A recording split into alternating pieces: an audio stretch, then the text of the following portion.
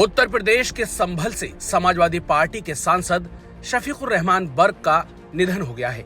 वो लंबे समय से अस्पताल में भर्ती थे। हाल ही में समाजवादी पार्टी ने साल 2024 के लोकसभा चुनाव के लिए उम्मीदवारों की जो लिस्ट जारी की थी, उसमें बर्क का नाम भी था। साल 2019 का चुनाव जीतने के बाद वो संसद में सबसे बुजुर्ग सांसद के तौर पर मौजूद थे। प्रधानमंत्री मोदी ने भी एक बार सदन में बुजुर्ग सांसदों का जिक्र करते हुए उनका नाम लिया था और उनकी जमकर तारीफ की थी। अपने मुखर बयानों की वजह से विवादों में भी रहे बर्क यूपी के बड़े मुस्लिम नेता के तौर पर जाने जाते थे। वो 5 बार के सांसद और 4 बार विधायक रह चुके थे। 11 जुलाई 1930 को उत्तर प्रदेश के संभल में जन्मे शफीकुर रहमान बर्क ने पहली बार साल 1974 में विधायकी का चुनाव लड़ा था। बीकेडी के टिकट पर उन्होंने संभल से जीत हासिल की थी और विधायक बने थे। वो साल 1977 में जनता पार्टी से, 1985 में लोक दल से और 1989 में जनता दल से विधायक रहे। बर्क सपा की शुरुआत से ही उसके साथ थे। साल 1996 में उन्होंने पहली बार सपा के टिकट पर मुरादाबाद से सांसदी का चुनाव लड़ा था और जीत हासिल की थी। इसके बाद वो 2004 तक लगातार समाजवादी पार्टी के टिकट पर सांसद रहे। साल 2009 में उन्होंने अपनी सीट और पार्टी दोनों बदली और बीएसपी के टिकट पर संभल से चुनाव जीते। साल 2014 की मोदी लहर में बर्क चुनाव हार गए थे, लेकिन साल 2019 में सपा और बसपा के गठबंधन ने उन्हें फिर से सांसद बना दिया।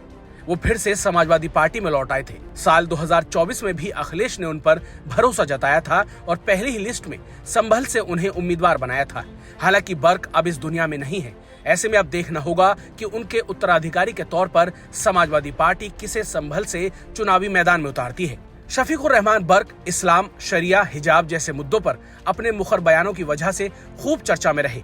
साल 2019 में सांसद के तौर पर शपथ लेने के बाद शफीकुर रहमान बर्क ने वंदे मातरम को लेकर अपना बयान दिया था। उन्होंने कहा था कि वंदे मातरम ये इस्लाम के खिलाफ है और हम इसका पालन नहीं करते। इसके अलावा साल 2021 में उन्होंने पड़ोसी देश अफगानिस्तान में तालिबान के शासन की तुलना भारत में ब्रिटिश राज के खात्मे के बाद भारतीयों के शासन से की थी।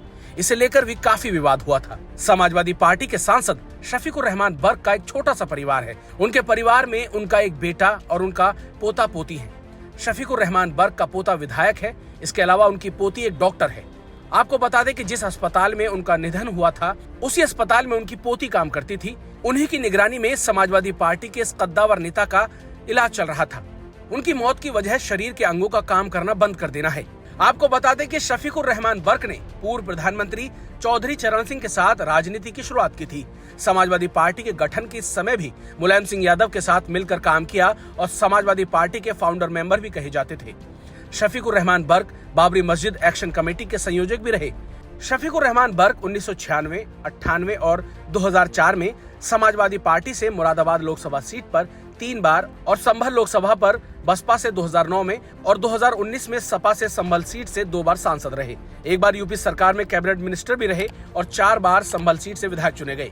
तो दोस्तों, इस खबर पर आप लोग क्या सोचते हैं? आपकी क्या राय है? कमेंट बॉक्स में जरूर बताइए और हमारे चैनल हिंदुस्तान पोस्ट को फॉलो और सब्सक्राइब करना बिल्कुल मत भूलिए।